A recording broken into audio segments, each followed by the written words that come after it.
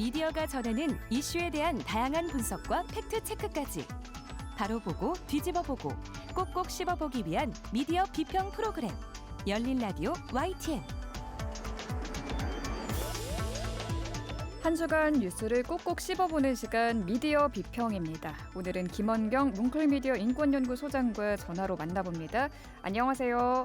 네, 안녕하세요. 네. 시간이 정말 빠르게 간 것 같아요. 12.3 비상계엄이 1년이 지났는데요. 그래서 오늘은 비상계엄과 언론에 대한 이야기 나눠보겠습니다.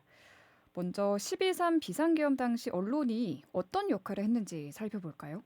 네, 최근에 이제 1년이 되다 보니까 관련 보도들이 많이 나왔는데요. 네. 기자협회보의 계엄, 긴급체포 두려움, 기자들은 카메라와 펜을 놓지 않았다라는 보도가 대표적으로 당시에 언론이 어떤 역할을 했는지를 보여주더라고요.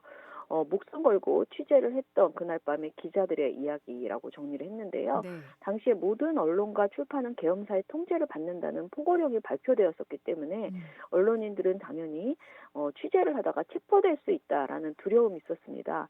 그러나 여러 언론인들이 국회, 국방부, 대통령실, 정부 세종청사 등에서 현장으로 바로 달려가 이 상황을 취재해서 보도를 했다라고 이 기자협회보에서는 설명하고 있어요. 이 기사에서는 12월 3일 밤 기자들은 각자의 자리에서 역사의 현장을 기록했다. 체포될 수 있다는 공포 속에서도 카메라를 들고 펜을 잡았다. 그렇게 기록된 그날 밤은 대한민국이 어떻게 민주주의를 지켜냈는지 보여주는 생생한 증언이 됐다라고 이렇게 이야기를 했습니다. 굉장히 그 긍정적인 부분들 중심으로 보도를 했는데요. 다시 읽어보니까 정말 그 상황 속에서는 기자들이 굉장히 두려울 수 있었겠구나. 그런데 굉장히 열심히 각각의 그 장소에서 취재를 했구나라는 걸 느낄 수 있었습니다. 네. 당시 급박했던 상황 속에서 각자의 역할을 한 언론인들의 이야기가 담긴 기사 같은데 네. 소장님이 보시기에도 언론인들이 12.3 비상계엄 당시 긍정적으로 활동했다고 보시나요?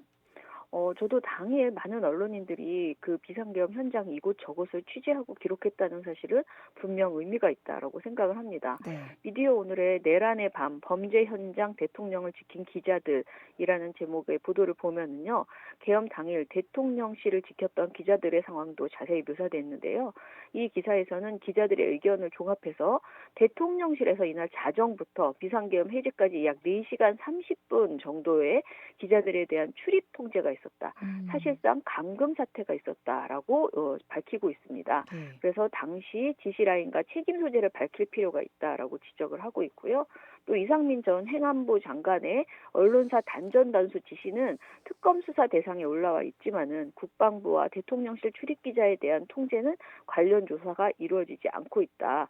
그리고 계엄 선포한 녹화 방송에 대해서도 의문이 남아 있다. 이렇게 보도를 하고 있어요. 예. 이 부분은 저는 사실 그렇게 생각을 안 해봤는데요. 한 기자가 사실상 녹화 방송인 것이 밝혀졌고 대통령실 출입 매체인 KTV를 통해서 각 방송사들이 라이브인 것처럼 송출한 것인데 언론인이라면 여기에 의문을 가져야 하지 않겠나라면서 녹화인 것을 감추고 그대로 받아서 보도하는 게 맞는지 아무 문제의식 없이 넘어가는 것이 맞는지 모르겠다라는 이 기자의 말을 보도를 했습니다. 시간이 흘렀지만요. 언론인으로서 비상계엄 상황에서 여러 가지 문제제기를 하는 것은 당연히 너무 중요하고요. 특히 이 문제제기를 집요하게 끌고 가면서 진상규명을 하려는 태도가 매우 필요했다라는 생각이 듭니다. 네. 또 저는 이 말씀을 꼭 드리고 싶은데요. 12.3 계엄이 성공하지 못한 여러 이유 중 중요한 것은 미디어의 변화 때문이 아닌가 이런 생각이 듭니다. 기성 언론인 중에서 누구라도 핸드폰으로 현장을 중계할 기성 언론인뿐 아니라 사실 어떤 시민이라도 핸드폰으로 현장을 중계할 수 있었고요. SNS로 자신의 뜻을 피력할 수 있는 상황이잖아요. 이런 미디어를 활용한 용감한 시민들이 현장 곳곳에서 감시하고 기록했기 때문에 이 비상계엄이 성공하지 못했다라고 저는 생각을 합니다. 네. 우리는 이것을 좀 기억해야 한다라고 봅니다. 네. 전체적으로 12.3 비상계엄 당일 언론인의 행태에 대해서 긍정적 평가를 할 수 있다라는 생각이 드는데요. 네. 그중에서도 우리가 다시 한번 되짚어볼 긍정적인 활동이 있을까요? 12.3 불법 비상계엄 당시에 국회 현장을 카메라에 담은 국회 출입 영상 기자들 이분들이 정말 소중한데요. 이분들이 2025년 힌츠페터 국제보도상 뉴스부문 수상자로 선정이 되었더라고요. 네. 힌츠페터 국제보도상은요, 1980년 5월 계엄군의 시민학살 참상을 영상으로 기록해서 세계에 알린 바 있는 위르겐 힌트펜트 영상 기자의 정신을 계승하기 위해서 만들어진 상입니다. 예. 공동 주최자인 5.18 기념재단과 한국영상기자협회는요, 5.1 뉴스상 부문에 한밤의 계엄령 2시간 38분의 기록을 선정했다라고 밝혔는데요. 수상자는 국회 출입 영상 기자 48명입니다. 네. KBS, MBC, SBS, YTN, MBN, OBS, JTBC, 연합뉴스 TV, KBC, G1, 아리랑 TV 등 국내 방송사와 일본 방송사인 NHK, TV 아사히, 후지 TV 소속이라고 합니다. 심사위원장이 밝힌 심사평을 보면은요, 계엄을 내세운 쿠데타 상황에서 용기를 내어 민주주의의 위기를 현장에서 기록하고 세상에 알린 한국 영상 기자들의 기자 정신을 높이 평가했다. 이렇게 밝혔습니다. 심사위원회 그 평을 보니까요. 비상계엄을 선포하자마자 국회 영상 기자들이 즉시 국회로 향했고요. 네. 당연히 경찰 봉쇄를 피해서 국회담을 넘고 동료가 붙잡히는 상황도 겪었다라고 합니다. 이들은 국회 내에 도착한 후에 영상기자실 열쇠를 찾아서 카메라와 장비를 챙겼고요. 단체 채팅방을 통해서 상황과 진입 경로를 공유했다라고 합니다. 특히 감동적인 부분은 국회 영상기자단은 민주주의가 위협받는 초유의 상황에서 공동 취재를 결정을 했고요. 취재 영상은 모두 풀단의 송출망을 개방해서 동시에 송출했다라고 합니다. 그래서 기자들은 본관 안팎으로 흩어져서 함께 취재를 한 것이죠. 네. 밤 11시에 계엄사령부가 포고령을 통해 강압적 언론 통제를 예고를 했는데요. 그래도 영상 기자들은 계엄군을 막아선 시민과 보좌진, 동료들과 함께 현장을 지키고 촬영했습니다. 12월 4일 자정을 넘어서 계엄군의 본관 진입 시도가 본격화되자 기자들은 현장을 놓치지 않고요. 국회 방송 중계가 불가능한 상황에서 본회의장에 단 한 명의 영상 기자가 남아서 긴박한 상황을 전 세계에 생중계하기도 했습니다. 네. 새벽 1시 3분에는 참석 제적위원 전원 찬성으로 계엄 해제 요구 결의안이 가결되었잖아요. 이 소식을 실시간으로 세상에 전한 것도 바로 영상 기자들입니다. 심사위원회는 기자들은 군 헬리콥터와 무장한 계엄군을 마주하며 극도의 공포를 느꼈지만 사명감으로 카메라를 놓지 않았다. 계엄군의 방해와 위협에도 불구하고 상세한 기록을 남겼으며 이는 추후 계엄 사태를 분석하는 중요한 자료가 되었다. 이렇게 평가했습니다. 네, 계엄 당일 밤이 눈으로 그려지는 듯하네요. 긴박하게 돌아갔던 자세한 상황을 짚어주셨습니다. 12.3 비상계엄이 선포된 그날 밤으로부터 1년이 지난 지금 네. 관련 보도들이 많이 쏟아져 나왔는데요. 최근의 보도 흐름은 어떻게 보시나요? 제가 요즘 내란 관련 보도를 보면요. 내란은 매우 심각한 위헌 행위이고 인권 침해 행위이기 때문에 반드시 이에 대한 역사적 법적 진상규명은 끝까지 이루어져야 한다라는 것이 정의임에도 불구하고 아니야, 이제 너무 지겹다, 지쳤다, 분열보다는 화합을 하자 이런 주장들이 많이 눈에 띈다라는 생각이 들었습니다. 그래서 뉴스 빅데이터를 제공하는 빅카인즈에서 한번 검색을 해봤어요. 2025년 9월 4일부터 12월 4일, 그러니까 최근 3달간의 보도를 가지고 검색을 해봤는데요. 이 기간에 빅카인즈 안에 내란, 비상계엄, 계엄이라는 단어가 들어간 보도는 총 34,304건이었습니다. 그런데 이 중에서 피로감이라는 표현이 들어가는 보도가 몇 건이나 있나 봤어요. 네. 242건이 있더라고요. 생각보다 내가 느낀 것보다 적네라는 생각을 했는데요. 내란몰이라는 새로운 표현이 있습니다. 그러니까 내란을 가지고 누군가를 공격하고 있다라는 식의 표현인데요. 이 표현이 657건이나 들어있었습니다. 그리고 분열이라는 표현은 더 많이 등장하는데요. 979건에서 이 내란과 분열을 함께 쓰고 있었습니다. 이 세 가지 키워드가 모두 들어간 보도를 총 합쳐보니 1,803건이 있었습니다. 그만큼 이제 내란 그만 이야기하자, 지쳤다, 피곤하다, 이것은 분열이다. 분열보다는 화합으로 가자. 이런 보도들이 많았다라는 것을 볼 수 있습니다. 네. 실제로 내란 1주년을 맞아 내놓은 언론사들의 사설들을 봐도요. 국민 통합을 강조하는 내용들이 많았습니다. 제가 본 보도 중에서 가장 눈에 띄는 것은 사설은 아니고요. 중앙일보의 보도인데요. 계엄 1년 별 120개 초토화 무한 조사 지쳐 군 떠나는 장교들입니다. 이 기사는 제목에서부터 느껴지듯이 지금 군인들이 이 계엄에 대한 조사 때문에 너무 지쳐서 심지어를 군을 떠나기까지 하는구나 이런 내용이잖아요. 기사에서 계엄 숙군이라는 표현을 쓰고 있습니다. 네. 이 계엄 숙군이 1년째 진행형이다라고 했고요. 보도에서는 익명을 요구한 군 관계자의 발언이라면서 처음에 새 정부 출범 때만 해도 적극 가담자가 아니면 문제가 없을 것이라는 기대도 했는데 최근 인사 기조를 보니 국방부나 합참의 직위자들은 장성이나 영관급을 막론하고 자포자기하는 분위기라고 들었다. 이런 이야기를 하는 겁니다. 네. 계엄과 이로 인한 징계 등을 보며 특히 군의 허리인 영관급 장교나 부사관들이 군을 떠나려 하고 있다. 이런 개인의 의견을 담았는데요. 저는 이렇게 생각합니다. 이런 목소리가 있을 수는 있죠. 당연히 누구든 어떤 의견이 나오겠죠. 그러나 계엄 1년이 되는 상황에서 군과 관련해서 언론이 지적해야 하는 것은 이렇게 떠나는 군이 많아서 우려된다라는 것이 아니라 앞으로 군이 대통령의 부당한 명령에 대해서 이런 부당한 비상계엄을 내렸을 때 어떻게 대처해야 하는 것인가를 더 집중적으로 다뤄야 하지 않았을까 이런 생각이 들었습니다. 네. 오늘도 말씀 잘 들었습니다. 고맙습니다. 감사합니다. 네, 지금까지 뭉클미디어 인권연구소장 김원경 소장과 함께했습니다.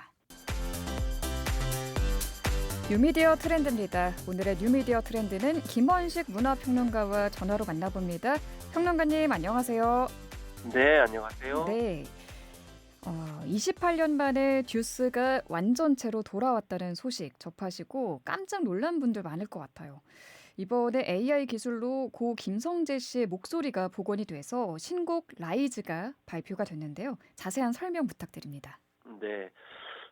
최근에 각종 온라인 응원 사이트를 통해서 듀스 4제 프로젝트에 들어가는 신곡 라이즈가 공개가 됐습니다. 이번 노래는 듀스 특유의 뉴 잭스윙 기반 사운드에 AI 보컬 복원 기술을 결합해서 예전의 감성과 현재 기술이 있는 프로젝트인데요. 이현도 씨가 예고하던 대로 30년 전 세상을 떠난 멤버 김성재 씨가 함께한다는 점에서 일찍부터 화제가 됐습니다. 이번 듀스 4제 프로젝트는 듀스 멤버이자 총괄 프로듀서 이현도를 중심해서 다양한 관련 전문가들이 참여를 했는데요. 네. 라이즈는 단순히 신곡이 아니라 듀스의 새로운 출발을 의미한다 이렇게 밝혔습니다. 듀스는 내년 상반기 중에 신곡을 포함한 정규 4집 앨범을 발매할 예정으로 있어요. 그렇군요. 평론가님은 대중문화 평론가로서 이번 듀스의 신곡 프로젝트를 어떤 의미로 보시는지 궁금하네요.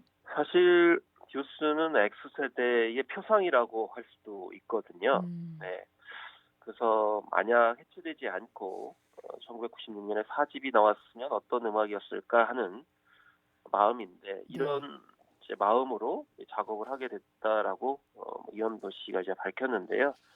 그래서 듀스가 여전히 계속 있다면 어떤 노래를 발표할지 참 궁금했었는데 네. 이런 점에서 이전에 다른 사례와 좀 차이가 있었습니다. 뭐냐면 이전에는 세상에 없는 아티스트를 제3자가 이제 노래를 만드는 경우가 많았었는데 이현도 씨가 이제 같이 소속돼 있어서 정체성과 세계관을 공유했었기 때문에 이번에 나온 결과물도 나쁘지 않았다 이렇게 볼 수가 있는 것이죠. 그래서 이 정체성과 세계관에 부합하는 그런 작업이다 이렇게 생각이 들었습니다. 네. 듀스는 X세대의 표상이다 이런 표현을 하셨는데 지금도 여전히 듀스의 음악을 즐겨 듣고 또 추억하시는 분들이 많을 것 같아요. 평론가님도 개인적으로 갖고 계신 듀스에 대한 추억이라든지 기억이 있으실까요?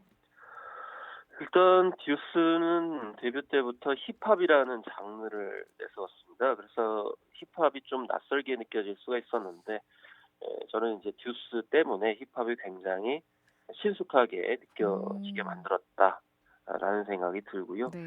특히 김성재 씨 같은 경우는 세련된 힙합 패션 스타일에다가 안무가 음. 독특하고 이제 창조적이었죠. 그래서 뭐 일각에서는 폭풍 간지나게 했다 이렇게 이야기를 했고, 네. 그래서 힙합이 대중음악 메인스트림으로 떠오르게 했고, 또 앞서갔던 음악과 패션 여기에 김성재 씨에 관련된 또 사건이 겹쳐지게 되면서 그 아쉬움이 안타까움이 교차하는 그런 앞서갔던 미션이다. 그리고 X세대의 태상으로서 자유롭고 또 주체성이 강한 자기만의 스타일을 고집했던 그런 면모들을 이제 실제로 스스로 보여줬던 그런 듀오였다라고 생각합니다. 그렇군요.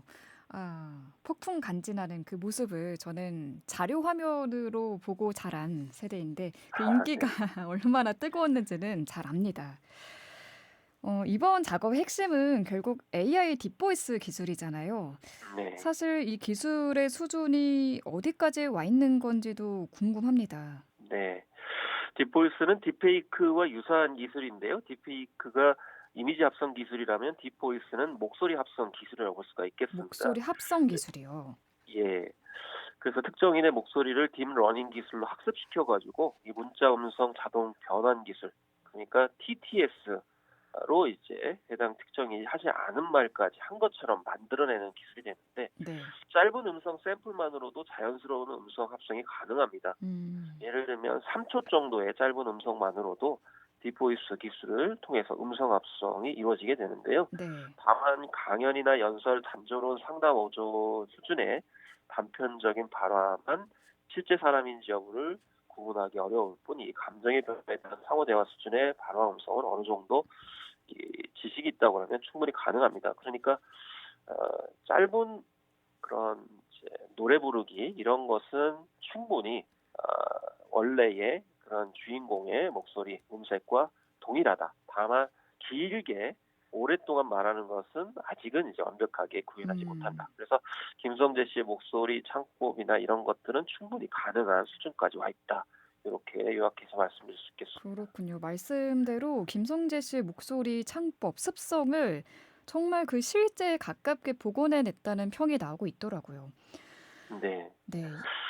이번 그렇습니다. 프로젝트의 차별성이 또 음성뿐 아니라 실사에 가까운 영상으로도 복원이 됐다고 하는데 기대가 많이 됩니다. 그래서 목소리뿐만 아니고 아까 말씀드렸듯이 딥페이크 기술도 이제 사용이 되는 거죠. 그래서 우리가 딥페이크 하면 이제 부정적 의미로 사용을 합니다만은 사실은 원래는 부정적인 의미가 아닌데 그걸 음. 악용하다 보니까 딥페이크는 이제 부정적으로 사용이 됐습니다. 그래서 이번에 AI 기술로 김성재 씨의 모습을 구현했다는 점이 큰 특징인데, 특히 음. 뮤직비디오에 김성재 씨의 모습이 나오게 오. 되는데요. 네. 그래서 예전 얼굴보다는 약간 좀 나이가 든 음. 모습으로 새롭게 이미지를 만들었습니다. 네. 그리고 세계관에 좀 일치하는 장면들이 있죠. 그래서 오토바이를 타고 땅 위를 질주하는 모습들, 또 하늘을 비행하는 김성재 씨가 지상에서 이현도 씨와 같이 만나면서 서로 음. 미소를 짓는 그런 장면들이 뮤직비디오의 백미인데요. 그리고 또다시 만난 이들이 함께 달려나가서 하늘을 날아오르는 장면 역시 또 잘 연출했다라는 평가를 받았습니다. 그래서 그렇군요. 너무 무리하지 않고 절제와 또 이제 단순화를 통해서 듀스의 철학과 세계관을 잘 담아냈다라는 점에서 높이 평가할 수 있었습니다. 네. 딥페이크 기술이 악용만 하지 않는다면 네, 그렇습니다. 네, 그리웠던 모습을 생생하게 다시 볼 수 있는 정말 좋은 기술인데 말이죠. 사실 유명인의 목소리가 AI로 부활하는 사례가 처음 있는 일은 아니잖아요. 뭐 국내에서는 고 신해철 씨, 네. 김광석 씨 사례가 있고 해외에서도 뭐 존 레넌, 에디트 피아프 등 다양한 시도가 이어지고 있는데 이렇게 전 세계적으로 음악 산업에서 AI 부활이 하나의 흐름이 되고 있는 이유는 뭐라고 보시나요? 팬들이 있기 때문인데요. 그러니까 팬들이 분명히 존재하기 때문에 주목을 받을 가능성이 굉장히 높다. 왜냐하면 음. 팬들에게는 참 세상에 더 이상 존재하지 않는 이런 뮤지션들을 보고 싶다, 또 음악을 듣고 싶다라는 열망들이 남아 있죠. 네. 그리고 한편으로는 기존의 데이터가 있기 때문에 유사하게 만들 수 있죠. 그러니까 아주 혁신적인 새로운 음악을 만들지는 못하지만 기존에 있는 데이터는 인공지능이 잘 만들 수 있다. 그래서 일종의 편의주의일 수도 있습니다. 이 새로운 걸 시도하면 오히려 비난받을 가능성이 크지만 이 기존의 아티스트를 그대로 따라하는 것은 충분히 가능하면서도 주목도가 높을 수 있기 때문에 이런 점에서 하나의 흐름이 되고는 있습니다만은, 그렇지만 네. 아티스트가 살아있다면 또 다른 변화를 줄 수도 있는데 음. 이전의 패턴만 반복하는 것이 과연 바람직하냐, 여기에 관련돼서는 또 논란이 있을 수가 있겠습니다. 네. 고인의 목소리, 영상 재현은 필연적으로 윤리 문제가 따라붙지 않습니까? 네. 네, 유족 동의 여부나 고인의 생존 의사, 뭐 상업적 이용 등 여러 가지 문제가 있는데 이 부분에 대해서는 어떻게 바라보고 네. 계신지요? 그래서 지난해 4월에 래퍼 드레이크 같은 경우는 고 투팍 사건의 목소리를 AI로 무단 합성했다가 유족 측의 강력한 항의를 받고 하루 만에 음원을 삭제한 어, 경우가 있었고, 네. 지난 1월부터 캘리포니아에서는 사망한 유명인의 AI 상업적 이용 시에 유족 동의 필수라는 법안을 시행 중입니다. 우리나라에서도 김광석 씨가 노래를 부르면서 공연하는 모습을 AI가 만들어냈던 적이 있었는데요. 네. 그렇지만 이때 팬들이 좀 불쾌하게 생각을 했습니다. 어, 재현된 목소리가 진짜 김광석의 감성과 경험을 담아낼 수 없다라고 했고, 또 고인과 그가 남긴 추억에 대한 모독이다, 이렇게 지적을 하기도 했습니다. 그리고 A가 생성한 새로운 노래나 기존에 없던 노래를 부르는 모습은 김광석이라는 아티스트의 본래 예술적 의도나 가치관과 다를 수 있다는 점이 지적이 됐습니다. 네. 그리고 어떤 경우에는 스스로 생을 그만둔 경우에는 고인의 존엄성과 윤리적 경계선을 침범하는 행위라면서 이렇게 새롭게 창조되는 콘텐츠를 만드는 것에 대해서도 이견을 제기하는 경우가 있기 때문에 네. 도덕적 윤리적인 부분에 있어서 고민해 볼 지점이 있겠습니다. 네. 또 이런 이야기도 있잖아요. AI 기술이 음악 예술의 창작성을 훼손할 수 있다. 이런 우려도 나오고 있는데 우리가 꼭 고민해 봐야 할 부분인 것 같아요. 어떻게 보고 계세요? 네, 사실은 이렇게 되면은 이제 젊은 아티스트들의 활동 공간이 많이 줄어들 가능성이 있습니다. 그래서 음, 실현 활동을 하는 경우에는 더더군다나 젊은 층 같은 경우는 이제 경력을 쌓고 또 활동 기반을 넓혀야 되는 그런 기관들이 필요한데요. 이런 것들을 다 AI가 대체하기 때문에 미래 세대의 그런 활동 여력이 특히나 타격을 받을 가능성이 높다라는 거고요. 네. 또 인공지능 음악이 더 진짜 같다고 하는 평가가 있는데요. 그 이유는 아마 그 패턴을 읽어서 그에 부합하게 하기 때문에 진짜 같다는 평가를 들은 것 같은데, 음, 그렇지만 한 조사에 따르면 인공지능이 만든 거라고 하니까 호감도가 급격히 떨어지는 경향이 생겼습니다. 그러니까 네. 이왕이면은 사람이 만든 음악을 듣고 싶어하는 것이 음, 많은 분들의 공통 분모라는 것이죠. 그렇기 네. 때문에 AI 실명제를 해야 된다라는 목소리도 나오고 있고요. 또 한편으로는 음악의 새로운 시도를 가름할 가능성이 있다라는 얘기입니다.